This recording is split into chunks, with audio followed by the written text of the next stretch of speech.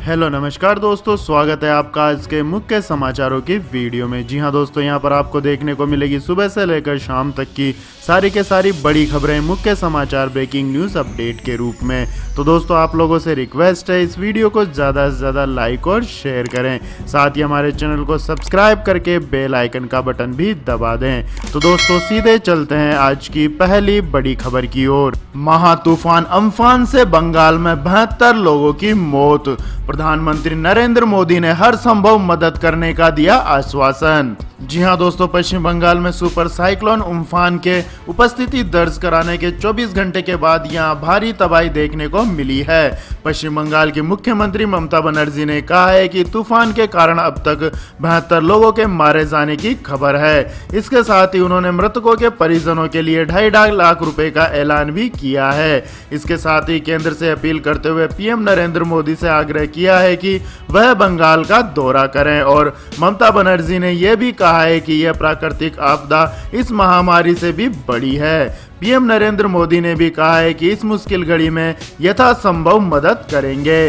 इसके बाद दोस्तों रुक करते हैं अगली बड़ी खबर का। देवेंद्र फडणवीस बोले, उद्धव ठाकरे अनुभवहीन मुख्यमंत्री, इस महामारी से निपटने के लिए नहीं ले पा रहे हैं निर्णय। जी हां दोस्तों, इस महामारी से संक्रमित मरीजों की संख्या में महाराष्ट्र टॉप पर है। अकेले महाराष्ट्र में 40,000 के करीब मामले सामने आ चुके हैं।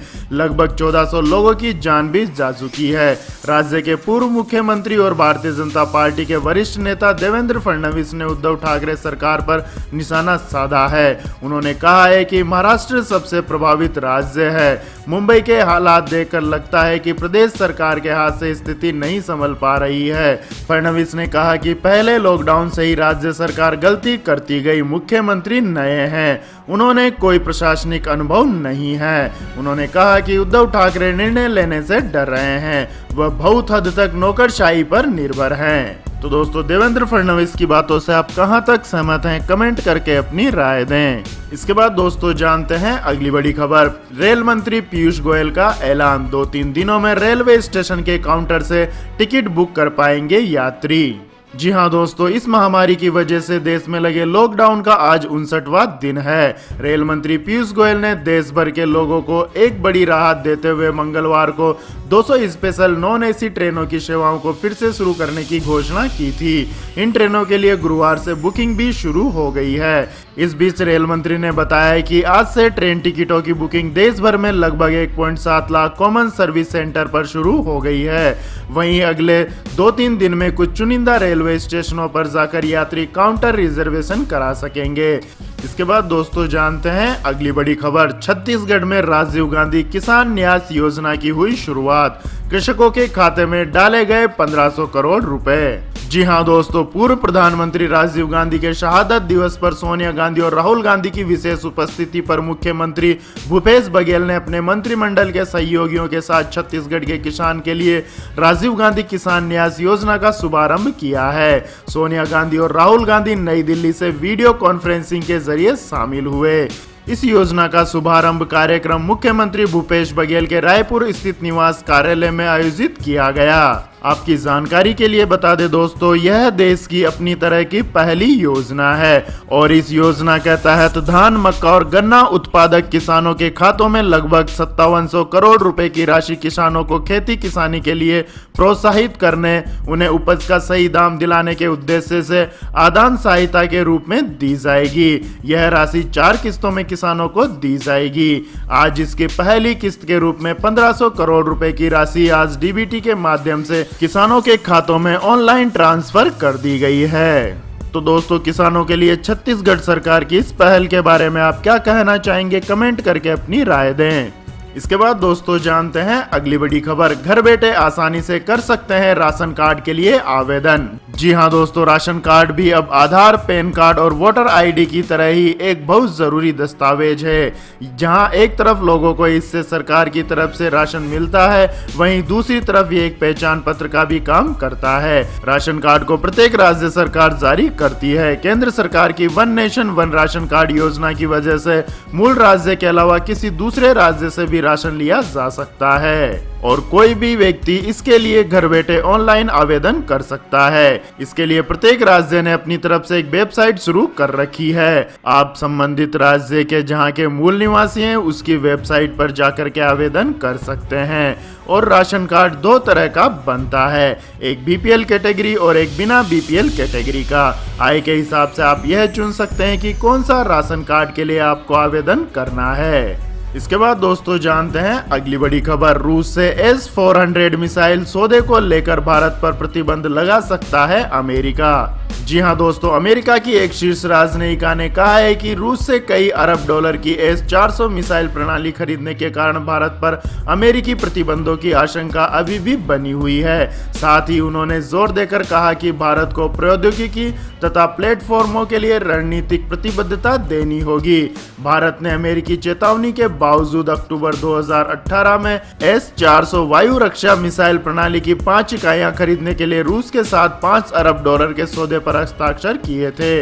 अमेरिका ने चेतावनी दी थी कि अगर भारत इस सौदे पर आगे बढ़ेगा तो उसे CATSA के तहत अमेरिकी प्रतिबंधों का सामना करना पड़ सकता है। इसके बाद दोस्तों जानते हैं अगली बड़ी खबर। लेकिन दोस्तों अगली खबर जानने से पहले आप लोगों से गुजारिश है कि अगर आपको हमारा ये वीडियो अभी तक पसंद आया है तो इसे लाइक करें, कमेंट करें और हमारे चैनल को सब्सक्राइब करें। तो दोस्तों जानते हैं अगली बड़ी खबर।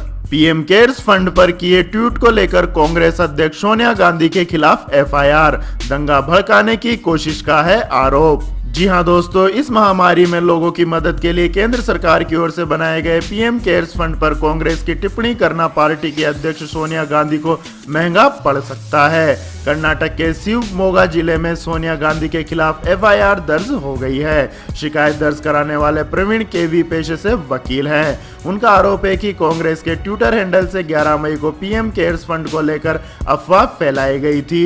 इस ट्विटर के जरिए सोनिया गांधी ने दंगा भड़काने की कोशिश की है।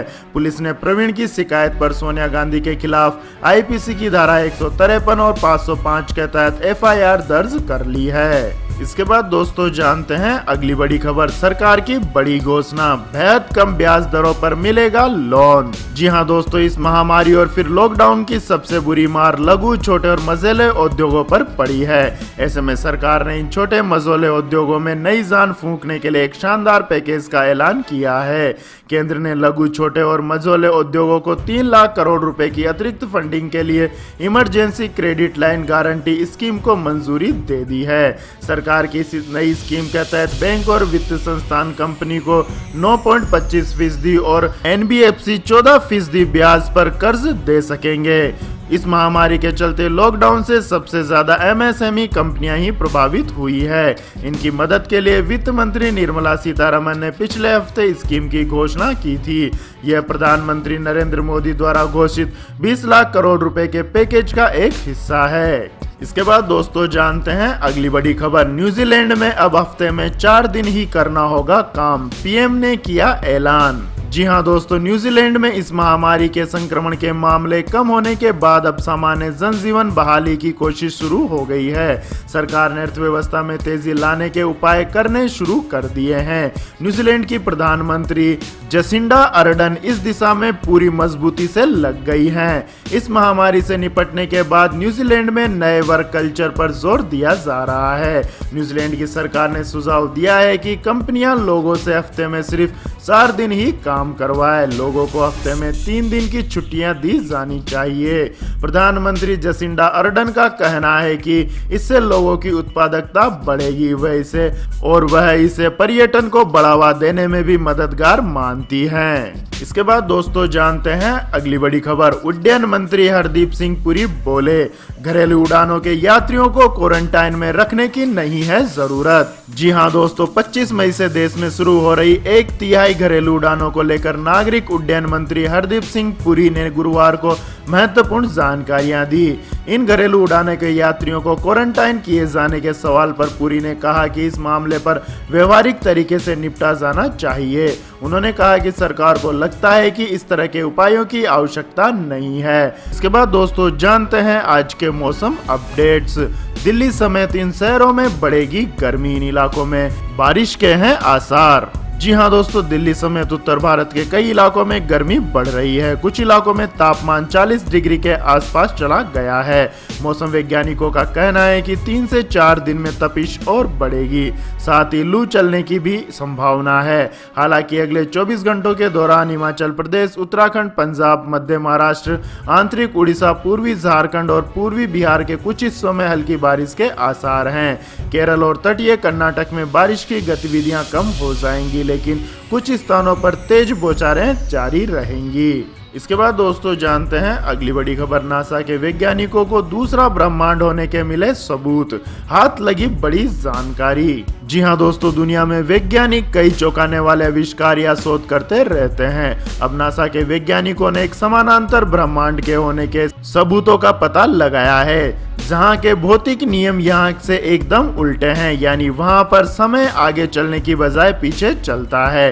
इसके बाद दोस्तों जानते हैं अगली बड़ी खबर। इमरान खान ने कहा यदि लॉकडाउन नहीं हटाते तो पाकिस्तान में लाखों लोग भूख से मर जाते।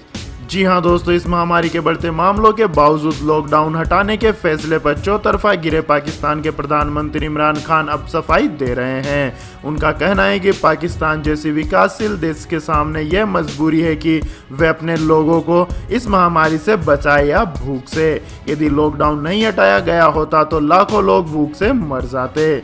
विश्व आर्थिक मंच को वीडियो लिंक के माध्यम से संबोधित करते हुए इमरान खान ने इस महामारी के दौर में विकासशील देशों की आर्थिक कमजोरियों पर प्रकाश डालते हुए कहा है कि हमें एक दोहरी चुनौती का सामना करना पड़ा है। हमें वायरस के प्रसार को रोकना है, लेकिन सबसे बड़ी चुनौती यह भी है कि हमारी आबादी और बढ़ती गरीबी पर लॉकडाउन के प्रभाव को कैसे कम किया जाए। आपकी जानकारी के लिए बता दें दोस्तों, पाकिस्तान ने 1 महीने तक चले लॉकडाउन को 9 मई को हटाने का ऐलान कर दिया था। इसके बाद दोस्तों जानते हैं अगली बड़ी खबर। कोटक महिंद्रा बैंक में वीडियो कॉल के जरिए घर बैठे खोल सकेंगे बैंक अकाउंट। जी हां दोस्तों, इस महामारी के कारण देश में जारी लॉकडाउन को देखते हुए प्राइवेट सेक्टर के कोटक महिंद्रा बैंक ने ग्राहकों को वीडियो के जरिए केवाईसी की परमिशन दे रहा है। इससे किसी भी जगह से अकाउंट खोलने में आसानी होगी।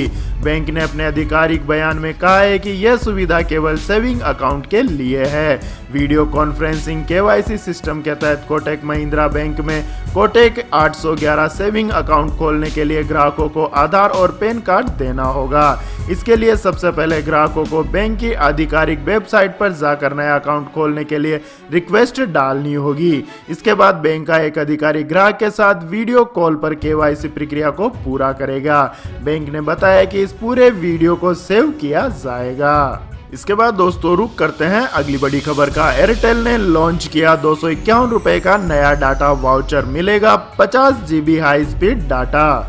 जी हाँ दोस्तों, टेलीकॉम कंपनी एयरटेल ने अपने यूजर्स के लिए 251 रुपए का नया 4G डाटा वाउचर पेश किया है। यह voucher 50 GB high speed data के बेनिफिट के साथ आ रहा है। एयरटेल ने वाउचर की वैलिडिटी यूजर के बेस प्लान के समान ही रखी है। इससे पहले भी एयरटेल ने 99, 129, 199 और 2498 रुपए के यह 251 रुपए का वाउचर बेस प्लान पर आधारित है। इसलिए अगर आपका बेस प्लान पूरे साल के लिए वैलिड है तो वाउचर भी पूरे साल चलेगा।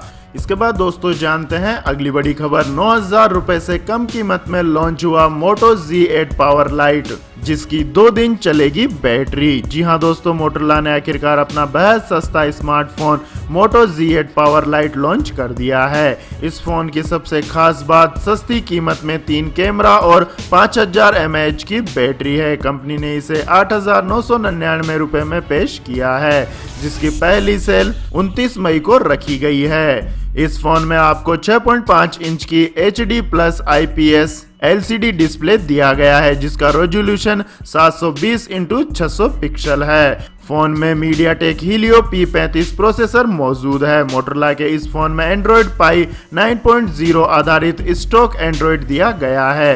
मोटरोला ने इस फोन को आर्टिक ब्लू और रॉयल ब्लू कलर वेरिएंट में उपलब्ध कराया है। तो यह थी दोस्तों आज की सभी महत्वपूर्ण बड़ी खबरें। तो दोस्तों आपको हमारा यह वीडियो कैसा लगा कमेंट करके जरूर बताएं और हमारे इस वीडियो को अधिक से अधिक लाइक और शेयर करें। साथ ही हमारे चैनल को सब्सक्राइब करके बेल आइकन का बटन भी दबा लें। धन्यवाद। जय हिंद, जय भारत, वंदे मातरम।